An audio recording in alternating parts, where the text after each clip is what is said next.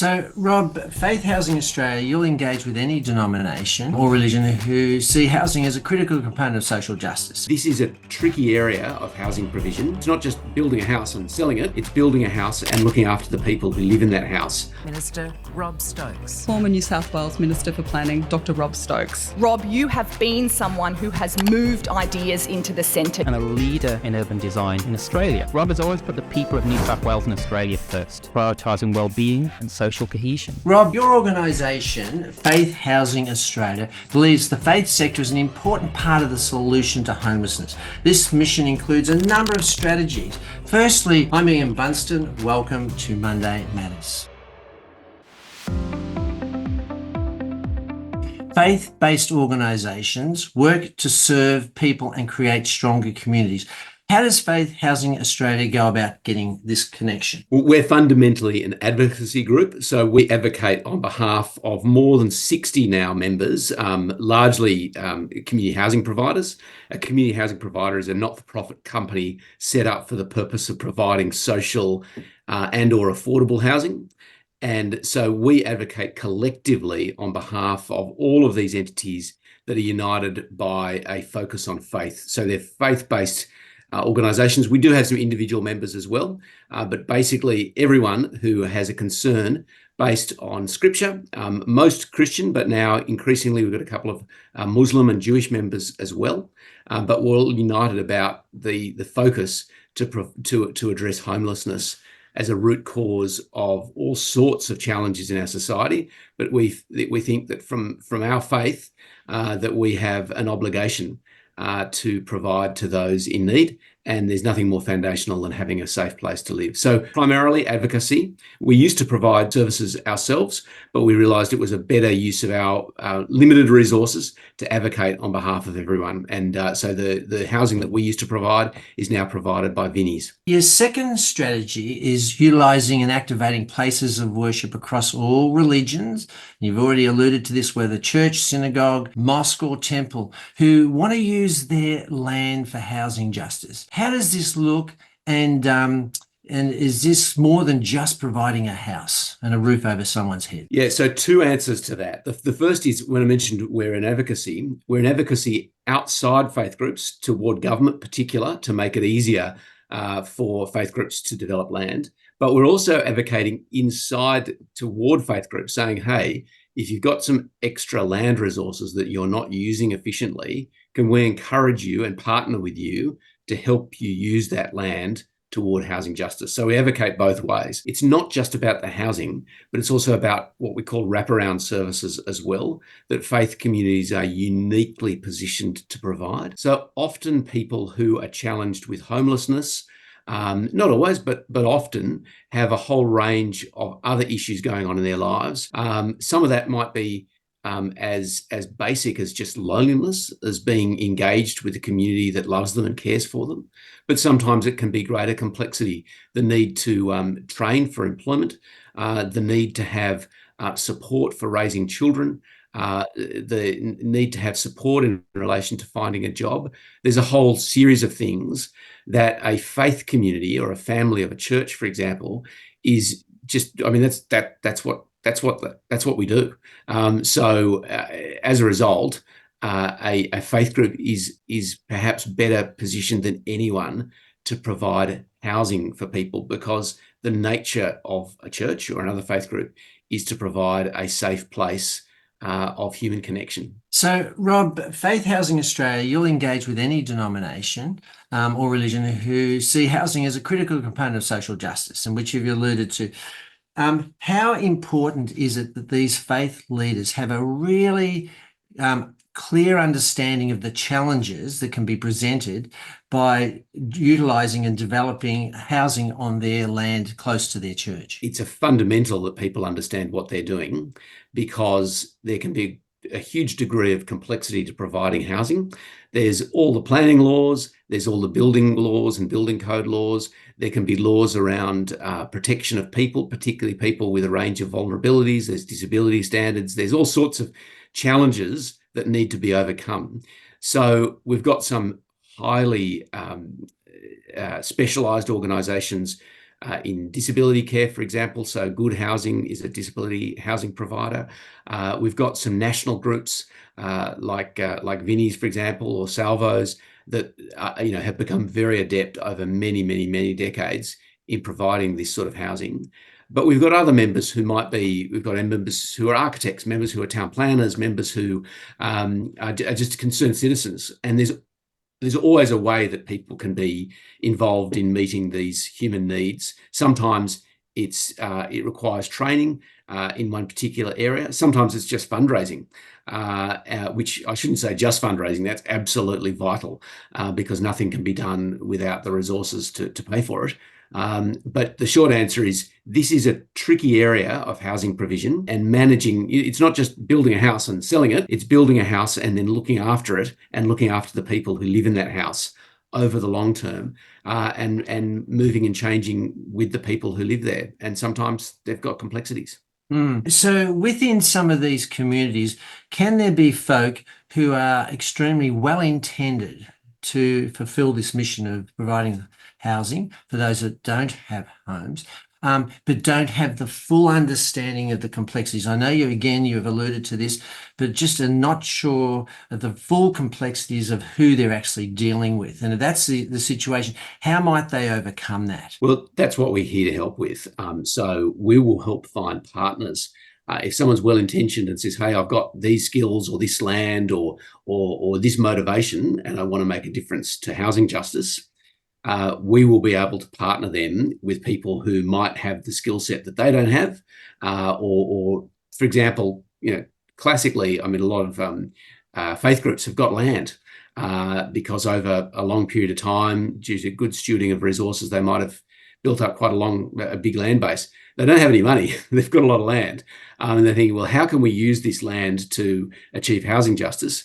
Well, we've got members who have skills, faith-based people who come from an architecture firm or from a planning firm or even people who have access to funds who can put that land together with the capacity and the cash to develop that land and then partner with a faith-based community housing provider to operate housing over the long term. So it's about putting people together. It's it's the body. It's we're not all feet and we're not all eyes, but working together we can get things done. So Rob, is there an example, say, of a local faith community where this has actually come to fruition, where they've been able to organise themselves, partner, get the resources together and provide a housing setting with wraparound support services? Well, the short answer is yes. The longer answer is which one do I choose?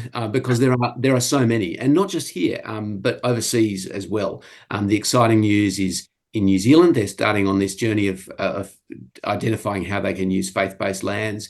In the United States, they've been doing it for a long time, and they've been changing laws in places as diverse as California and New York to facilitate, make it easier for churches to develop land for social and affordable housing. But if I pointed to an example here, the one that springs to mind is a great example of an integrated service in inner Sydney. There's an Anglican church there called St John's in Darlinghurst, and they had some additional land, and they partnered with the national Christian charity Hammond Care, and there they provide aged care. They provide housing for people escaping all sorts of domestic violence or trauma, and also a homeless shelter for homeless men as well, specifically. So they've taken particular groups that they know are at risk in their local community. They partnered with a big national provider with specialist skills, and then the church and the charity working together. I think now more than 1,000 people have been housed through that site over time. And before we leave this question, just one other further element to it, that in terms of the supporting of the project and the housing, how's that travelling? How's that going in terms of the continued ongoing support for those people who are occupying those dwellings? Well, very well, I think. Across the country, we've got our members are supporting about, I think, 72,000 people.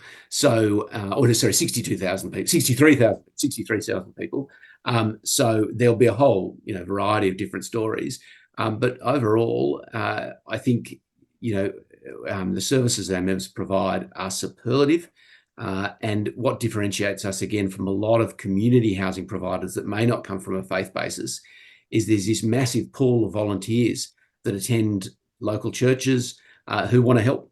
And so they're there to be friends, to be supporters, to provide volunteer services, to be chaplains to people who live in these settings, and ensure that they're not just treated as a tenant, but a neighbour and a friend as well. Are there examples of that are not faith-based organisations that you have actually partnered or engaged with? Yeah, so I mean, a good example, the south coast of New South Wales is a city called Wollongong. In there's a developer called the Housing Trust. That's it's a secular housing trust. I should note though, there's many of these secular groups that actually, when you unpack it, you'll find the directors or the members are all people with faith anyway. So Housing Trust is a community housing provider that worked with government. Homes New South Wales is the government provider in New South Wales, together with one of our members, a developer called Traders in Purple.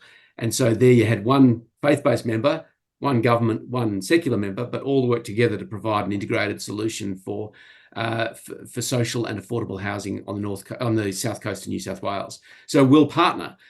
So our faith members will partner with non-faith members when we can act with common cause. And this, to me, is what's really exciting about Faith Housing Australia too, is that homelessness is an area of social justice that we can use to reach out and demonstrate faith in action to a cynical world. Often I think our communities look at faith groups and roll their eyes and think, oh, well, they're in it for the money, or there's all sorts of problems with faith groups.